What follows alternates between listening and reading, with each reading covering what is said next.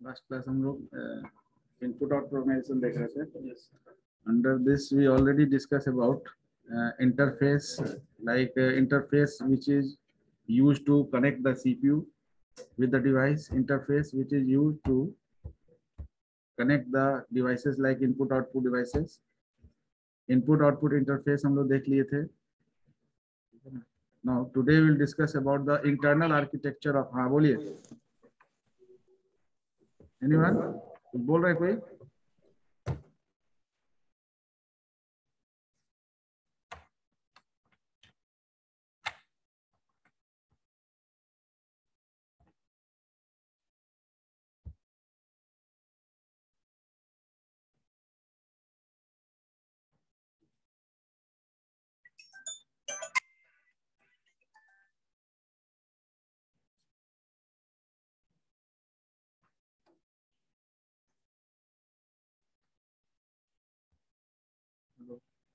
आवाज जा रहा है? आवाज जा रहा है? देखिए. Am I audible? Yes, sir.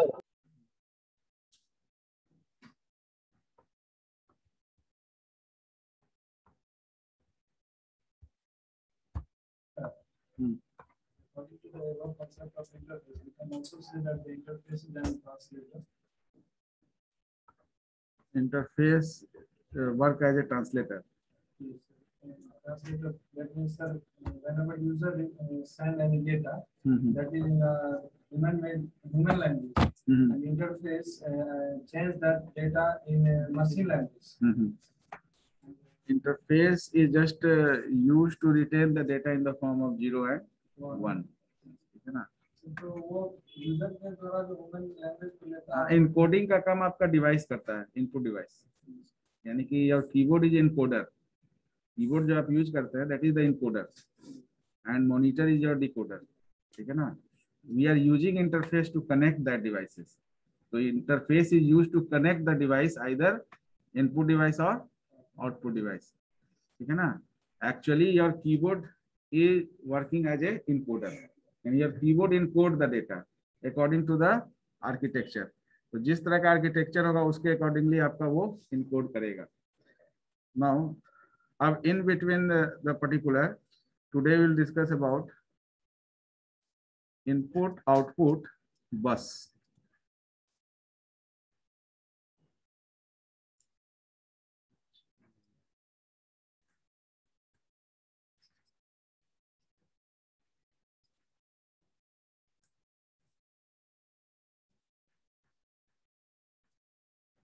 Input output bus actually क्या है कि आपका जो प्रोसेसर है,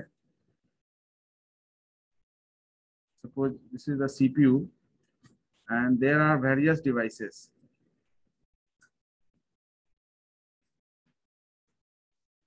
ये आपका इनपुट आउटपुट डिवाइसेस है, मे बी इनपुट और output devices, and these devices are connected with the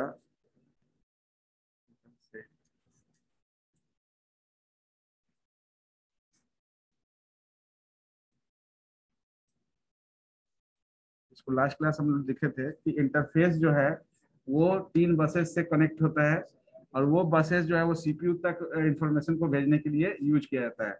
data bus, address bus और हाँ, ये हम लोग जो देखे थे I1, I2, I3 is the interface which is connected with 3 system buses: data bus, address bus, and control bus, which is used for this. System buses are used to send the information which comes from the device, either from device or CPU. CPU से अगर कोई information device को जाना है तो इस interface के through वो जाएगा, लेकिन इस interface तक पहुंचने का काम वो buses के through करेगा. डिवाइस से भी जो डेटा इंटरफेस पर भेजे आप, वो इंटरफेस से सीपीयू तक इसी बसेस को यूज करेगा. तो your there is a concept of CPU bus and you can say input output bus. तो memory bus and input output bus. तो when we discuss about the input output bus, that means what is the use of this buses. तो this is the input output bus. ये जो आप बीच में देख रहे हैं, ये जो सीपीयू और वेरियस आपका जो ये चैनल, ये क्या है? This is the channel of peripherals. तो all are the peripheral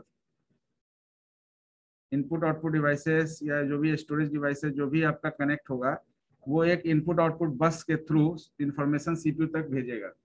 अब यहाँ जो इनपुट आउटपुट बस है इसमें तीनों बसेस आ जाएगा, डेटा बस, एड्रेस बस और कंट्रोल बस। तो basically what is the use of this buses? तो inside the computer all communications, just mention all communications between, अब यहाँ कम्युनिकेशंस क्या हो रहा है? पेरिफेरल और सीपीयू। तो जितने भी तरह का कम्युनिकेशन है मेजर कंपोनेंट्स के बीच में, यानी मेजर कंपोनेंट आपका यहाँ सीपीयू हो गया और वेरियस इनपुट आउटपुट और storage devices.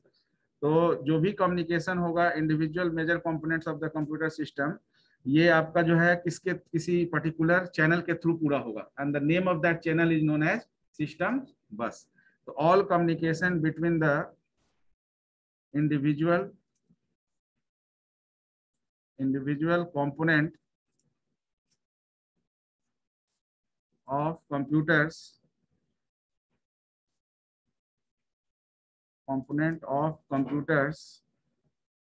system takes place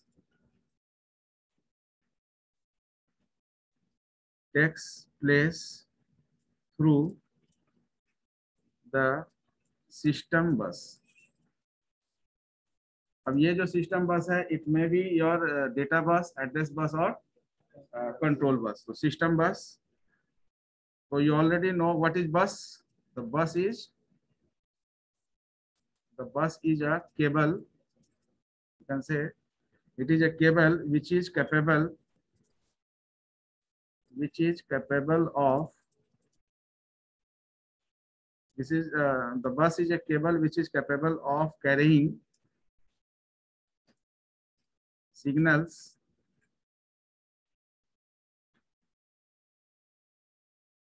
जो होगा वो क्या रिप्रेजेंट करेगा? दैट रिप्रेजेंट डेटा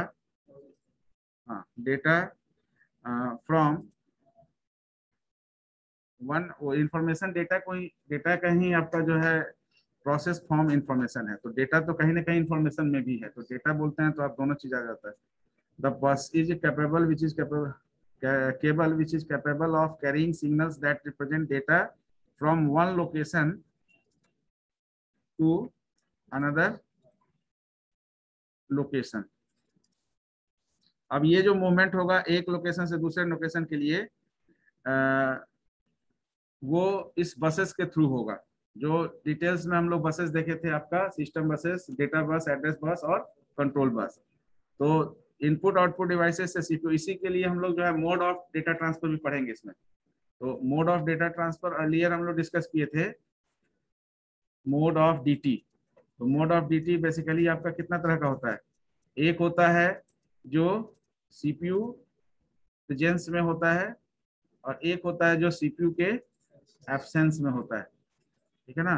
तो ये जो मोड ऑफ डीटी है वो उसी के बेसिस पर होता है। तो सीपीयू के एब्सेंस में डीए में हम लोग डिस्कस किए थे। तो डीए में direct memory access is data transferring operation through which in which the CPU do not take any role, and there is no role played by the CPU whenever the DMA operation is initiated inside the system by the help of DMA controller.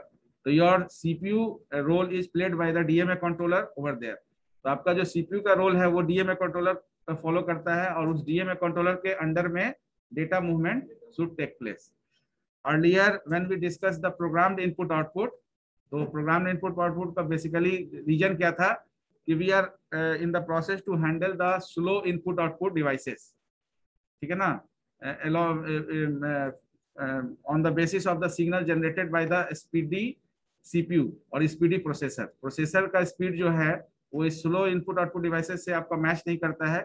इसीलिए memory के concept में भी हम लोग introduce किए cache memory, because the speed of CPU registers and the speed of primary memory does not match.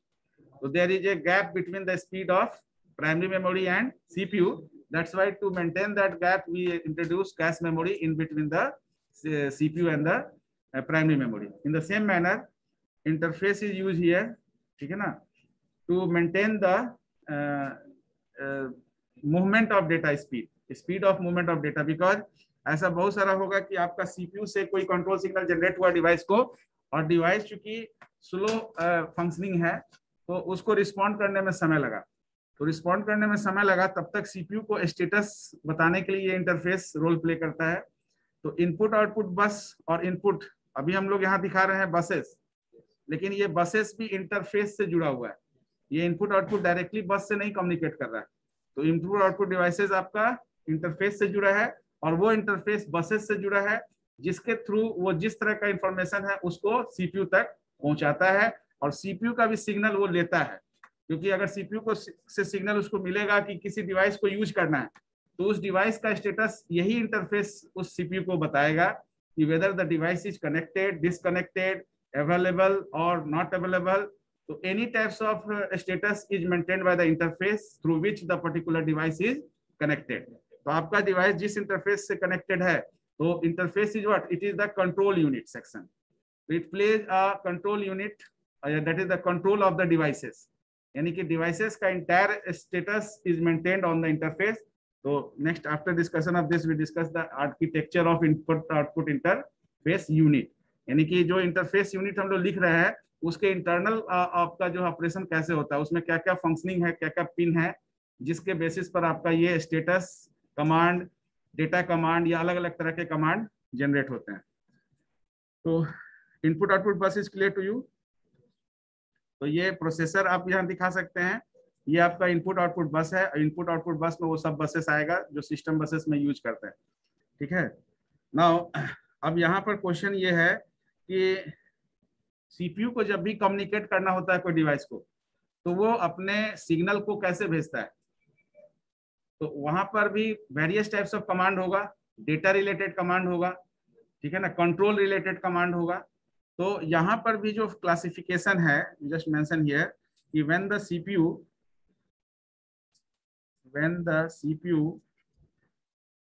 communicate has to communicate with any devices, then क्या करता है सीपीयू? सबसे पहले क्या करता है? देन इनपुट आउटपुट बस कंसिस्ट ऑफ, वो सारे तरह का इंफॉर्मेशन रखेगा. इनपुट आउटपुट बस data related, control related, address related. क्योंकि मान लेते हैं कि किसी प्रिंटर को कमांड देना है, तो प्रिंटर का एड्रेस भेजेगा. तो प्रिंटर का एड्रेस इनपुट आउटपुट बसेस के थ्रू, ये प्रिंटर का एड्रेस कैसे जाएगा? Device address. जैसे ही आपका सीपीयू डिवाइस एड्रेस प्लेस करेगा, तो एड्रेस बस के थ्रू उसको एड्रेस मिलेगा. जिस डिवाइस इंटरफेस से डिवाइस कनेक्टेड है, वो एड्रेस अगर मैच करेगा तो बोलेगा ओके. अगर डिवाइस का एड्रेस मैच नहीं करेगा, तब आपका स्टेटस बोलेगा it is not okay, device is not ready for execution. तो यू हैव टू वेट, यानी कि आपका सीपीयू को वेट करना पड़ेगा कि डिवाइस को कनेक्ट करने के लिए. तो हो सकता है एक ट्रिगर, एक मैसेज फायर हो कि the device for which the command is generated is not available. So first of all, make it availability of that device, and then after you can perform any operation on the specific device. तो जब भी आपको when the CPU has to communicate with any device, then CPU क्या करता है? आपका system buses यानी input output buses channel को यूज करेगा. ठीक है ना. विथ एनी डिवाइसेस का मतलब एनी पर्टिकुलर डिवाइसेस. तो सबसे पहले सीपीयू क्या करेगा? देन क्या करेगा सीपीयू? हाँ, then CPU generate necessary control signals along with the device address, है ना, to execute and ऑपरेशन. ठीक है ना. ऑपरेशन को एग्जीक्यूट करने के लिए कंट्रोल सिग्नल्स. अब यहाँ देखिए, यहाँ इनपुट आउटपुट बस का क्या रोल है? Control signals is move through the control bus. Your address यानी device address is move through the address bus. तो input output bus which consist of data address as well as control bus, in which the CPU use control bus as well as address bus to move the signals as well as address of the device for which the command is generated. तो जिस device के लिए command generate है उस device का address, आप बोलेंगे कि उस डिवाइस का एड्रेस कहां से पता चलता है सीपीयू को, because each device, whenever you are installing any device, the device driver software or that device is properly recognized by the operating system। तो ऑपरेटिंग सिस्टम के रिकॉग्निशन में वो आ गया। आप जो रिक्वेस्ट दे रहे हैं वो ऑपरेटिंग सिस्टम भी रिसोर्स एलोकेटर है, यानी कि कोई भी कंट्रोल सिग्नल जो जनरेट कर रहा है सीपीयू, वो according to the user request submission के बेसिस पर कर रहा है। आप फाइल को प्रिंट कमांड, यानी आप पर्टिकुलर सिस्टम कॉल कर रहे हैं, print command as a system call आप कर रहे हैं। तो जैसे ही आप प्रिंट कमांड दे रहे हैं तो you are selecting the particular device. तो once you select the device address of that device is available with the system and the driver is also available, because whenever you are installing that device, the device driver software is allocated for that। ठीक है, तो अब यहाँ पर ये आपका जो है इनपुट आउटपुट बसेस का रोल प्ले हुआ। अब इसमें क्या है कि अब यहाँ देखना है कि किस किस तरह का कमांड्स जनरेट कर सकता है CPU. What are the various command generated by the CPU, we just discuss.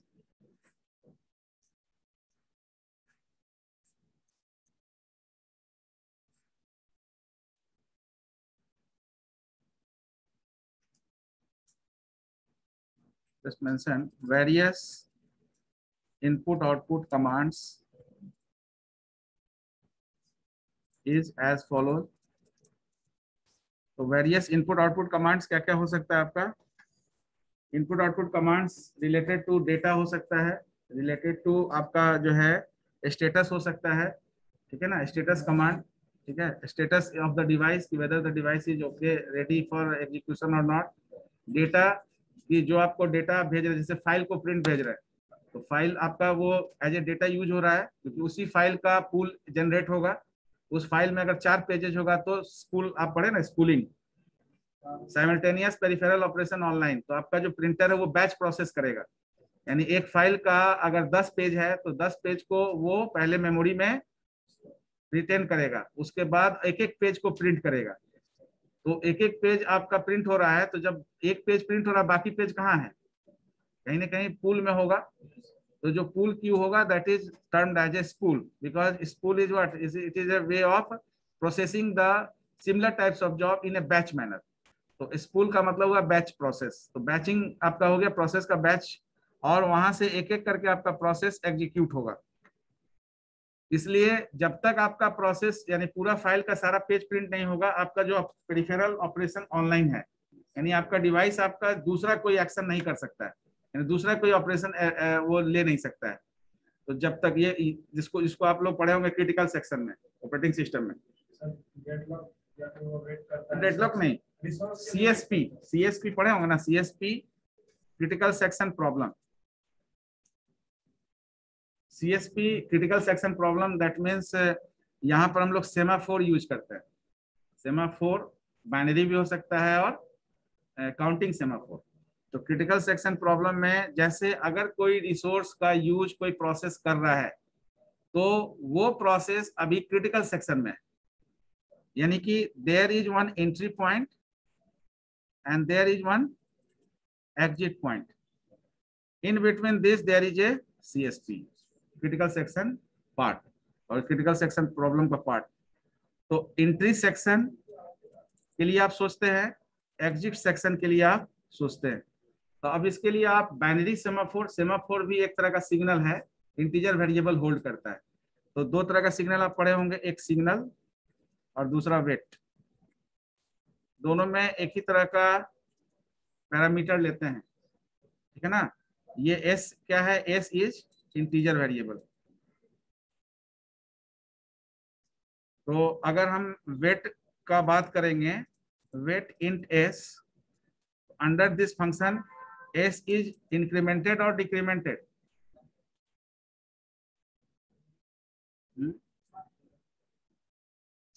S is incremented by factor of 1।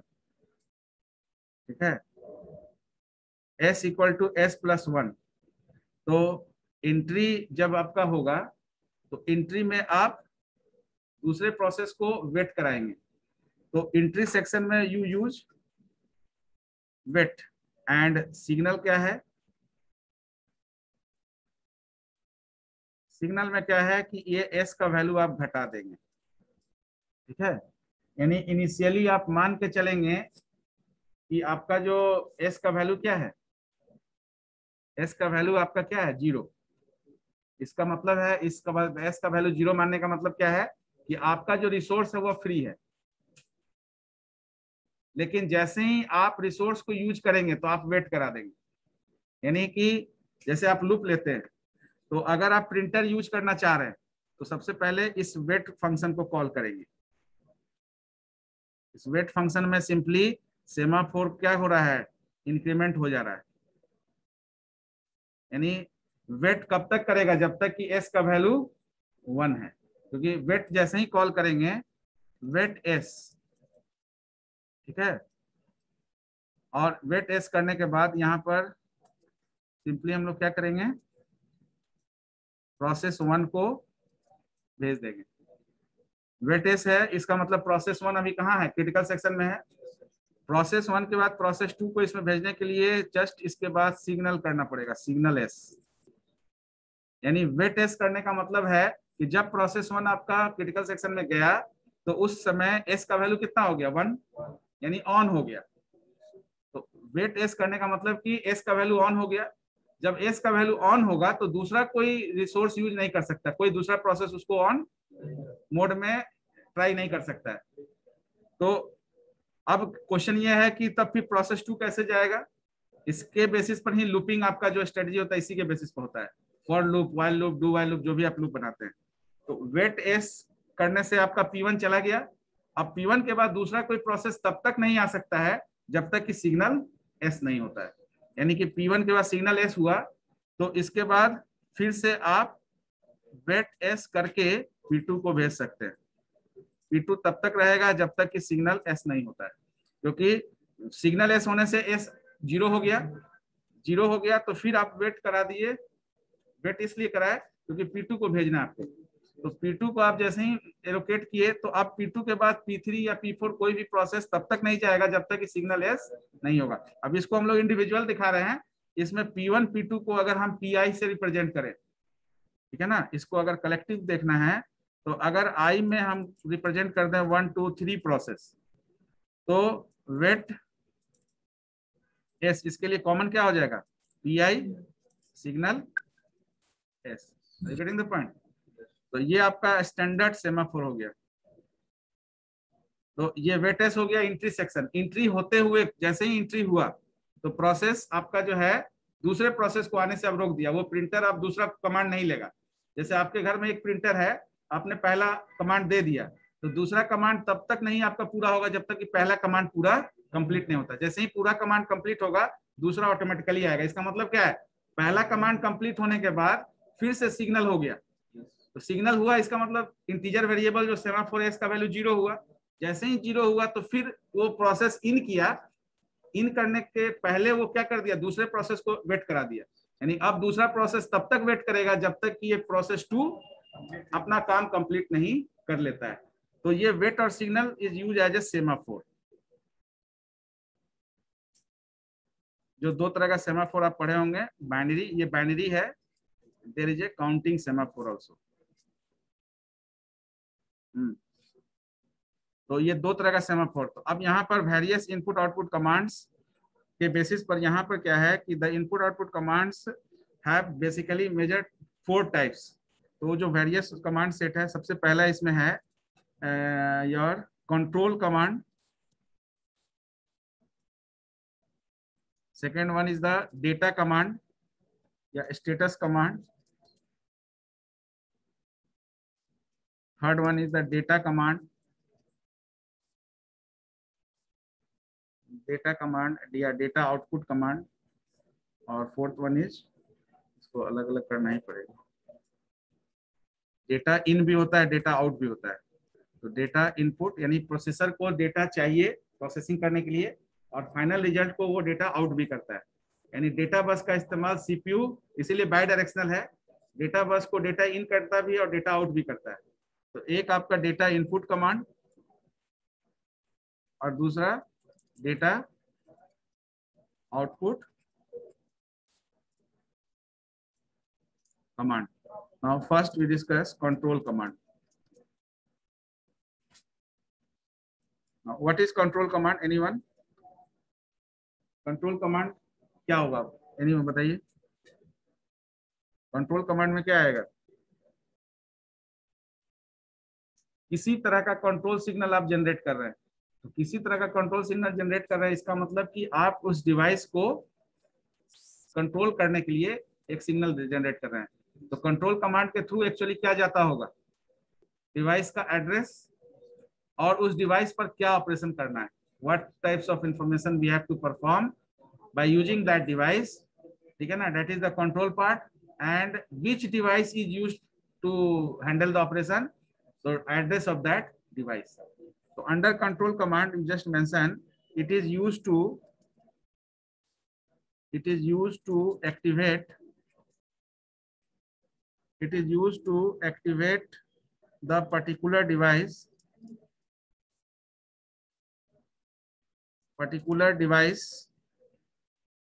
And inform it about the operation to be performed. Each peripheral has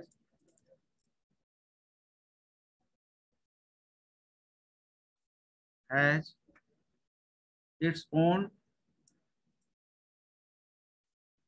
sequence of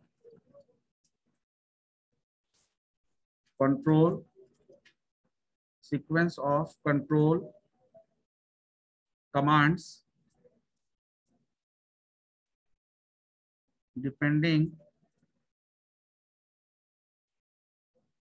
on its mode of operation.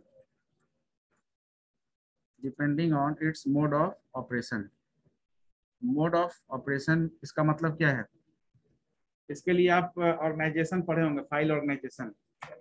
जब आप फॉक्सप्रो पढ़े होंगे, फॉक्सप्रो नहीं पढ़े होंगे, DBMS पढ़े हैं ना? डीबीएमएस में फाइल ऑर्गेनाइजेशन पढ़े होंगे.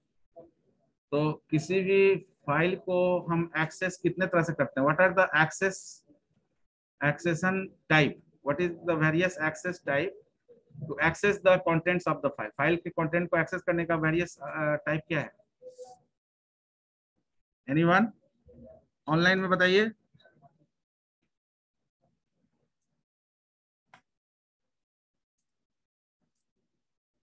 आवाज नहीं जा रहा जी? ऑनलाइन आ रहा है सर. बताइए.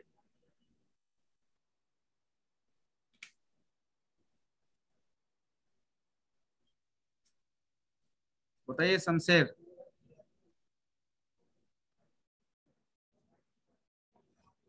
Shamsher, you are raising hand. बताइए.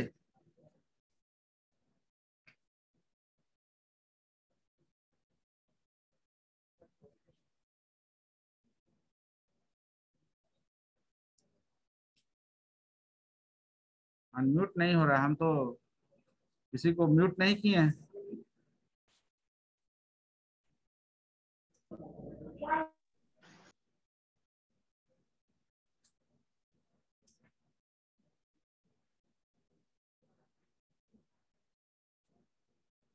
अनम्यूट करो जी.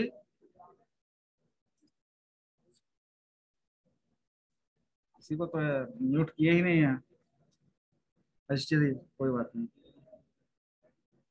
तो कंट्रोल कमांड बेसिकली हम लोग यहाँ एक्सेशन पूछ रहे थे. तो एक्सेशन के लिए आप एग्जांपल देखिए. आप you are accessing the particular device like storage device, CD, DVD, ठीक है ना? Earlier we have magnetic tape also.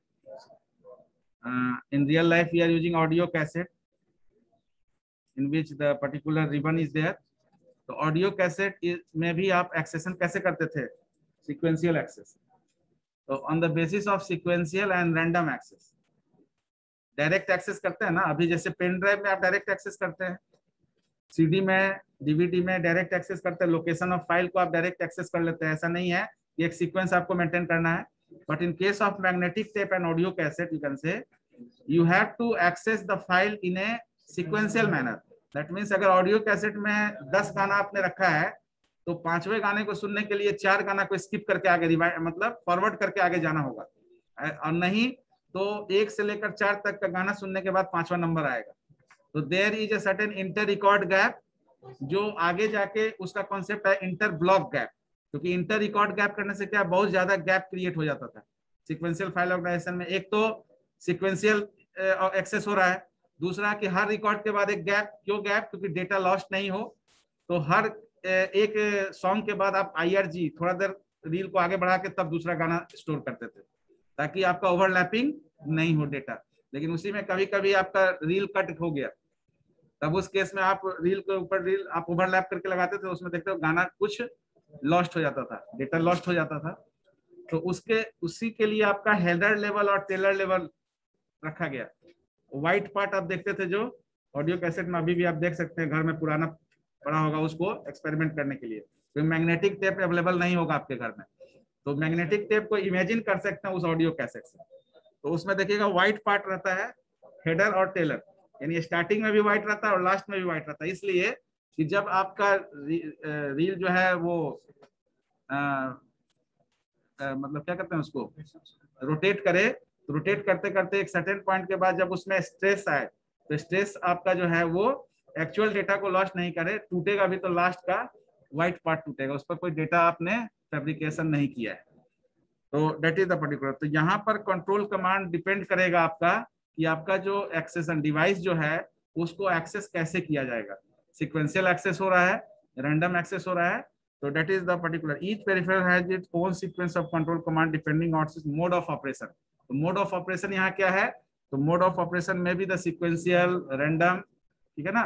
तो उसी के अकॉर्डिंगली, जैसे फॉर एग्जांपल यहाँ पर मैग्नेटिक टेप के लिए अलग आपका सेट होगा, ठीक है ना, पेन ड्राइव के लिए अलग होगा,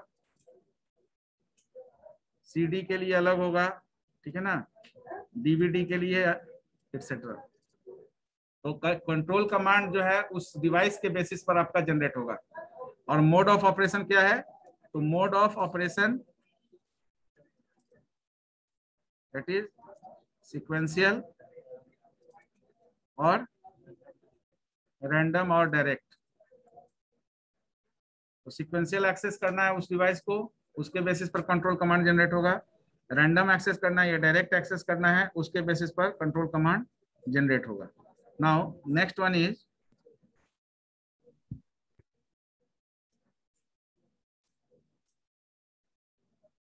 status command।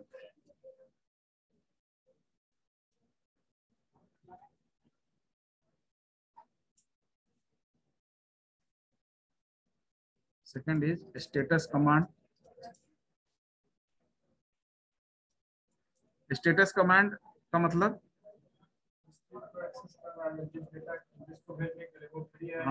हाँ, तो ये स्टेटस कौन देगा?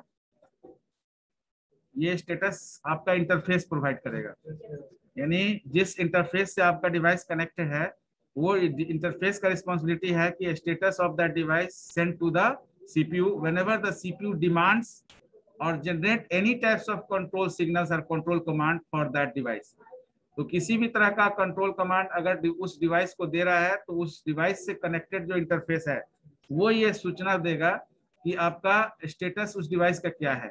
If the status is not okay, that means first of all the status is status आपको मॉडिफाई रिफ्रेश करना होगा ओके करने के लिए। Then after the control command get executed by the help of that device. तो status command के अंदर you can just mention here it is used by the processor. ये प्रोसेसर क्यों यूज करता है status command? To check out the device status whether the device is available for action or not. If it is not available, then make it available. Who can make it available to the particular? The user is responsible for that. The user must need certain message why the particular operation is not going to be executed because due to device unavailability। तो ये status के basis पर आपका एक message flash होगा, उस message को पढ़कर आपको लगेगा कि डिवाइस, जैसे आपको कब पता चलता है प्रिंटर में पेपर नहीं है, तो प्रिंटर में पेपर नहीं है, पेपर जाम हो गया, कुछ भी हो गया, ये मैसेज डिस्प्ले होता है, तब आप जाके उसको इनिशिएट करते हैं और उस इंटरप्ट को ओवर करने का कोशिश करते हैं। आपके बस में होता है तो करते हैं, नहीं तो फिर उस सर्विस सेंटर में भेज देते हैं।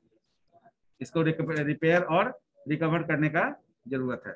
तो स्टेटस कमांड, इसको इसमें आप मेंशन करिए, it is used by, you can say it is used by the processor. It is used by the processor to check the status, to check the various status conditions in the interface unit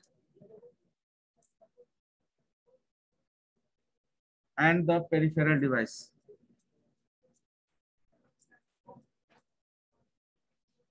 Peripheral device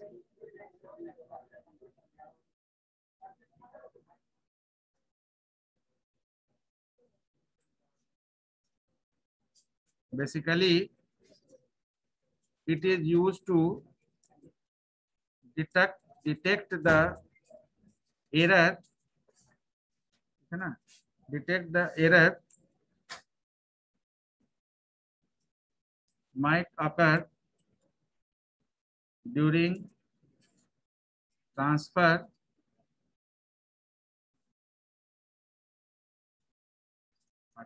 होने के दौरान, आपका transfer of the information या data जो भी transfer होने के दौरान अगर कोई एरर है उसको डिटेक्ट करने के लिए भी स्टेटस कमांड रिस्पॉन्सिबल होता है। तो अब इसके अंदर आपका वेरियस स्टेटस आपका जो है वो कौन मेंटेन करता है आपको भी पता है। तो there is a status register. तो किसी भी तरह का स्टेटस उस रिलेटेड कोई भी आपका उस डिवाइस से रिलेटेड जो स्टेटस है that should be maintained by status register. जैसे आपका किसी भी सीपीयू का स्टेटस रजिस्टर होता है, उसमें एएलयू पार्ट में जो भी ऑपरेशन होता है उसको मेंटेन करता है। तो यहाँ भी इंटरफेस यूनिट में there is a status register which maintains the status of the particular device which is connected with that particular interface unit, or you can say control unit, है ना। Now the third one is data input command.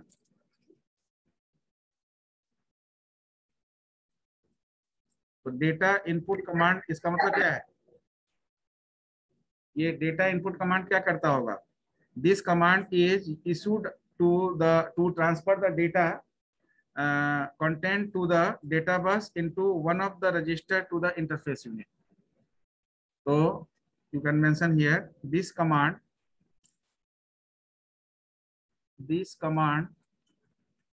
is used to issue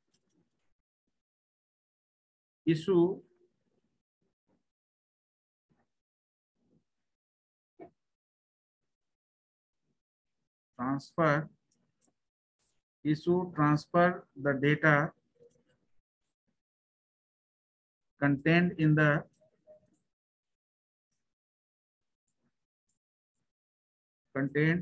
data bus into one of the registers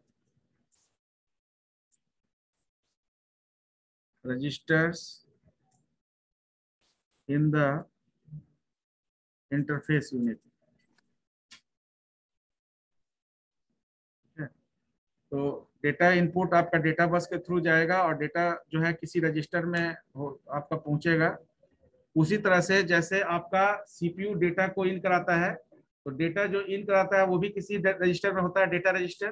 तो interface पर भी आपका जो data आएगा वो भी एक डेटा स्टोरिंग एरिया में इस डेटा को स्टोर करेगा और फिर वो उसको आगे फॉरवर्ड करेगा।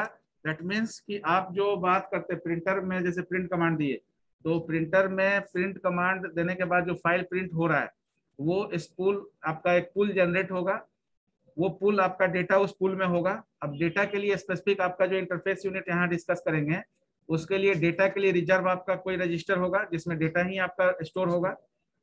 एड्रेस के लिए, कंट्रोल के लिए, सबके लिए स्पेसिफिक रजिस्टर होगा उस इंटरफेस में जो भी कंट्रोल या सिग्नल बसेस के थ्रू आएगा, इनपुट आउटपुट बसेस या सिस्टम बसेस के थ्रू, वो पहले इंटरफेस में जाएगा, फिर इंटरफेस से वो आगे डिवाइस को फॉरवर्ड होगा। ठीक है ना, क्योंकि डिवाइस को डेटा चाहिए, प्रिंटर है तो प्रिंटर को प्रिंट चाहिए, मॉनिटर है तो मॉनिटर को डिस्प्ले करने के लिए आपको कैरेक्टर और टेक्स्ट चाहिए। ये कैरेक्टर और टेक्स्ट उसको कहाँ से मिलेगा? इंटरफेस से मिलेगा। तो before allocating on the display section or before allocating on the printer, first of all it allocates data is allocated on the interface. So that is the data input command. At the same time मान लेते हैं कि display में आप कुछ देख रहे हैं, तो डिस्प्ले आउटपुट कमांड के थ्रू आप देख रहे हैं, यानी डिस्प्ले से जो आउट हो रहा है उसको व्यू कर रहे हैं आप। डिस्प्ले में जाने के लिए आपको डेटा इन कराना है, तो डेटा इन कहाँ होगा? इंटरफेस पर।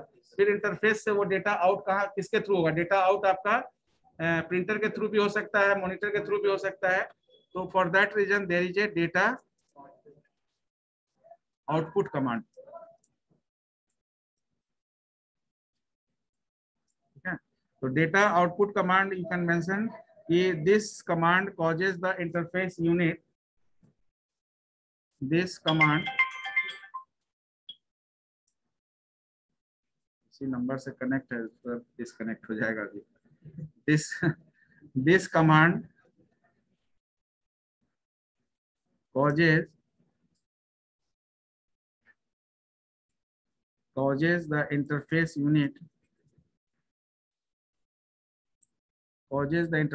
unit to receive the data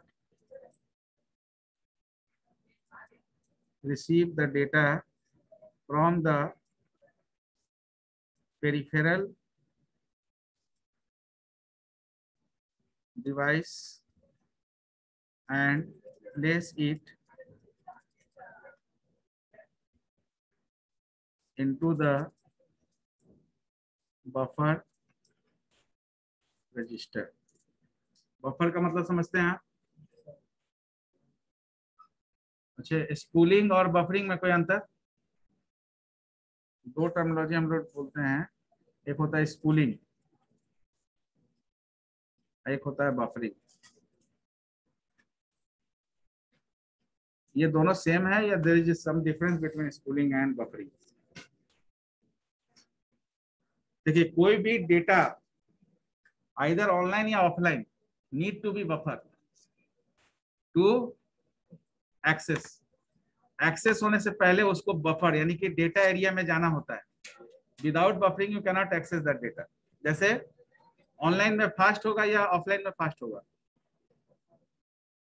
offline में फास्ट होगा, आपके हार्ड डिस्क से बफरिंग फास्ट होगा। लेकिन अगर आप किसी सर्वर से बफर कर रहे हैं डेटा एक्सेस करने के लिए, तो उसमें बहुत सारा क्लॉज है, आपका नेटवर्क स्पीड, बैंडविड्थ, ये सब पर डिपेंड करेगा। प्रोसेसर स्पीड कि कितने समय में आपका डेटा ट्रांसफर होता है, और जब तक फाइनल ट्रांसफर नहीं होगा आप ओपन नहीं करेंगे। जैसे कोई पीडीएफ आपको बिना कंप्लीट डाउनलोड किए आप उसको पढ़ नहीं सकते हैं, लेकिन वही पीडीएफ आपके हार्ड डिस्क में है तो आप क्लिक करेंगे ओपन हो जाएगा। दोनों तरीका बफरिंग का ही है, दोनों केस बफरिंग का है, लेकिन एक ऑनलाइन हो रहा है, एक ऑफलाइन हो रहा है। स्पूलिंग क्या है? ये एडवांस फॉर्म आप बोल सकते हैं, it is a sophisticated form of buffering. अब ये यहाँ पर भी बफरिंग है। जैसे आप प्रिंटर का एग्जांपल ले रहे हैं, तो एक फाइल को प्रिंट कमांड दिए, दैट फाइल कंटेन्स 25 पेजेस। इसका मतलब 25 पेज को प्रिंट करने के लिए आपका 25 पेज पहले बफर होगा। आप देखते हो जब कमांड देते होंगे तो पहले आपका प्रिंट स्टार्ट नहीं होता है, पहले वो बफर होता है। तो 25 पेजेस है तो 25 pages is buffered. once it is buffered, then after printing is initiated, that means spooling is there। spooling वहां पर भी buffering हो रहा है in the form of spooling, यानी कि at the moment when the data is buffered for printing, your device is online। जब तक आपका 25 पेज प्रिंट नहीं हो जाता है तब तक प्रिंटर बिजी है, प्रिंटर ऑनलाइन है। तो that's why it is called spooling, a special form of buffering, simultaneous peripheral operation online. ING लगा दिया गया इसको वर्ब बनाने के लिए। तो स्पूलिंग इज द प्रोसेस, तो spool is what? Spool is simultaneous peripheral operation online. तो इसमें ये जो SPOOL है, इसका मीनिंग है S फॉर साइमल्टेनियस मतलब continue, simultaneous, peripheral operation on line, और आईएनजी लगा दिया गया, जैसे बफरिंग है तो ये प्रोसेस हो गया, यानी कि वर्ब हो गया। ठीक है, तो डेटा आउटपुट के लिए बफर रजिस्टर में स्टोर होगा। नाउ हो गया, बच्चे बैठे